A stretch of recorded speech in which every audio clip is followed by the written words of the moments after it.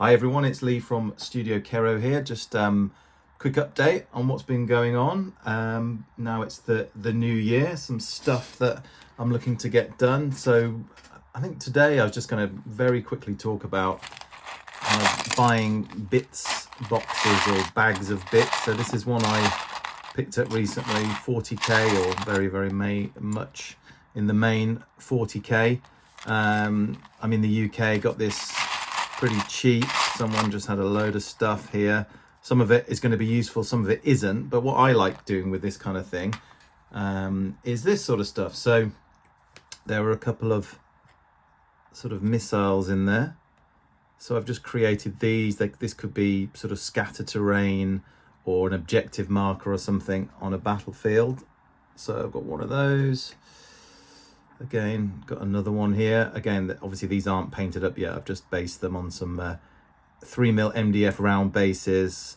That's Army Painter Battlefield Brown sort of grit on there, and some cork stones, or stones that are made out of cork. So that's quite good, quite pleased how they've come out. Couple of other bits, yeah, these were in there. They were just sort of, again, some random stuff, these sort of tank traps. So what I did is I put each one on its own base, and then you've got a kind of flexibility to add them together, do something with that.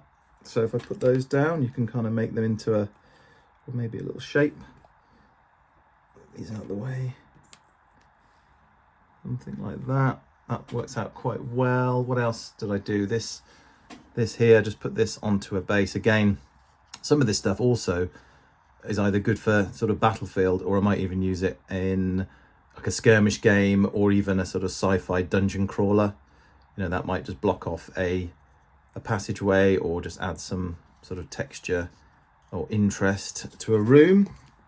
A couple of these as well. Actually, I'm not sure what these are from. I'm sure someone would know, but I just put these. Again, these could just be a little objective marker, or again, it doesn't have to be a 40k battle. These could be more sort of sci-fi dungeon crawler sort of things. These are some of the old classic 40k. There's a barrel there, and I've got a couple of these fuel canisters. Again, just might be quite nice to have as an objective. I did end up with quite a few of these actually, which I really like these. So I have used them at various times on bases, but I thought, you know what, I've got a few of them. I'll put a few together, and just, again, these could be used both sci-fi and, you know, 40k and fantasy. They could be sort of in a dungeon or on a battlefield or a skirmish game, like what am I thinking of? Rangers of Shadow Deep, that sort of thing. I think they could work quite well. So I've got a few of those. So that's that. The other thing that was in there, which I was really happy about, was, it's a very random thing, and I didn't know it was in there, such a random, is this totem to go on this Orc Death Dread. So again, he still needs a lot of more paint, but it was missing that totem, and I was kind of thinking of ways or how I could do it. So actually, one of them that just happened to be in a box of bits, super helpful. The other thing that's going on in sort of 40k focus is, this is one of my very old Rhinos, MK1 Rhinos, that I must have bought, I don't know, 30 plus years ago. So the rails are all snapped off, as is the standard.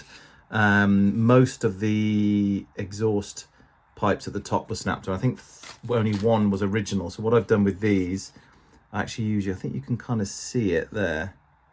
Get the focus on. I've actually used some electrical wire sort of molded into shape, and it'll be painted.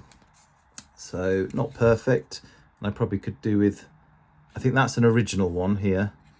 That's an original one.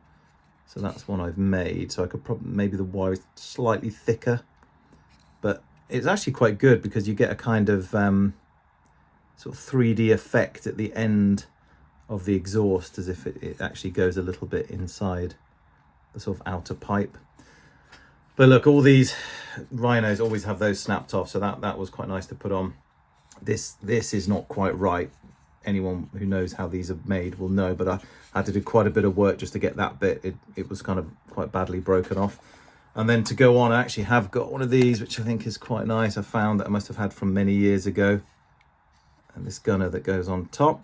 So that's going to get all made up. And then in the bits box, quite happy to find this aerial. It's not obviously the right one, but that might kind of become a nice aerial possibly on the back of that. So I'm trying to make the Rhino as, I'll say original, but you know, sort of usable without too many extra bits stuck onto it. But you know, I've got a few of these and they're all in various states of disrepair, so obviously this needs a lot more work, but looking forward to getting that one painted up. So that's, I think, everything that's been going on at the moment. So again, yeah, bits boxes is the focus at the minute. It's just been quite nice to be able to sit down at the desk and just make a few just little bits up with all the stuff I've already got in. I've already got loads of these bases. I've got the brown battleground sort of grit to put on. I've got loads of this cork, these cork stones. They paint up really nice. So it's just a nice quiet little project. I've been really busy with other things, so it's just really nice just to be able to make some of this stuff. And again, I just have it, maybe it comes in useful at some point. It's just fun to make. Quite like the idea of a sort of unexploded missile forming part of a, you know, part of an adventure story, or even a 40k battle, however we want to play it. So that is everything at the moment. So glad to be back on it. Took a little bit of a break over Christmas, and gonna hopefully come back with a bit more painting. I feel a bit behind on the painting, so we will see you again soon.